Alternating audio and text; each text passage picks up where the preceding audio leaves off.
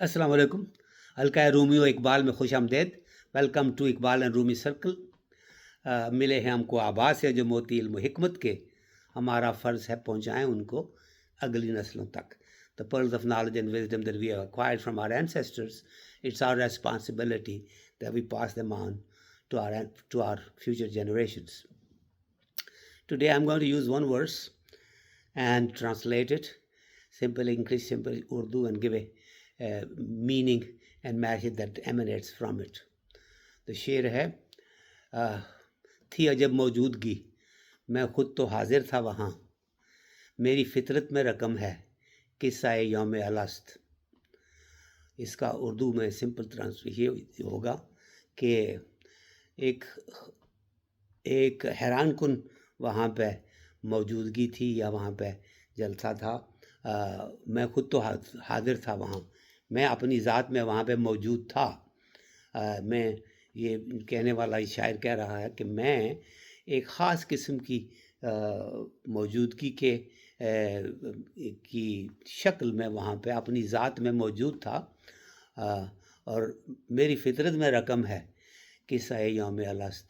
جو میری بناوٹ ہے اس کے اندر یہ تحریر ہے، لکھا ہوا ہے کہ جو اس دن ہوا تھا قصہ یوم ا'لست. قصہ کہانی کو کہتے ہیں. یوم ا'لست وہ دن جس دن عہد لیا گیا تھا یا وعدہ لیا گیا تھا یا ایک اقرار کروایا گیا تھا. تو یہ ریفرنس ہے سورہ الاعراف کی 72 ورس کی طرف، جس میں اللہ رب العزت نے کہا تھا ا'لست وبربکم، کیا میں تمہارا رب نہیں ہوں، کیا میں تمہارا کریٹر سسٹینر نہیں ہوں. قالو بلا، تو سب نے کہا تھا جی ہاں آپ ہیں.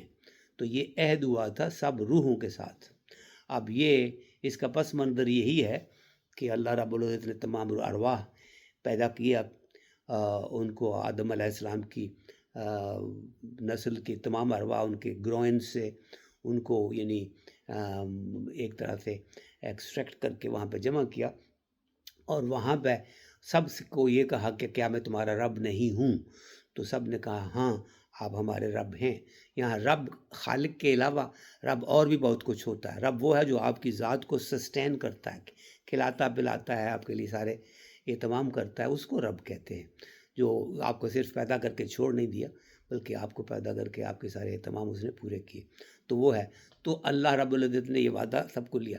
یہ ہماری فطرت کے اندر شامل ہے ہر انسان کی، چاہے وہ اپنے آپ کو کسی بھی مذہب سے متعلق رکھتا ہو، لیکن وہ سب کی فطرت میں یہ چیز شامل ہے کہ ہم اللہ کی ذات کو اندرونی طور پہ ہی پہچانتے ہیں کہ ہمارا کوئی بنانے والا بھی اور ہمیں رزق دینے والا بھی، ہمیں یہاں پہ پرورش کرنے والا بھی کوئی ہے. تو یہ ہے. اسی کا انگلش میں ٹرانسلیٹ کروں گا. There was a strange kind of a presence that I had there at that particular gathering, where I was present in my true being, which means in my soul. I was physically not present because I did not have any physical being at the time, but I was present as a soul in my soul, which is my true identity, by the way. So I was present there in my true self, although it was a very strange kind of a gathering, and in which Allah subhanahu wa ta'ala basically said that, am I not your sustainer and creator? And all the spirits said, yes you are. So and the second line of the verse says, meri fitrat mein rakam hai qissa yawm a'last. In my nature, in my being, this is already ingrained in me. It's already written in my DNA, basically, so to speak, that there is a creator that has created me, and he's watching over me, and he's sustaining me all my life, and he is the only one that is really my worthy of worship. Everything else is a creation, and creation of God is obviously not the God itself. So this is the message in this particular verse, that I as a human being am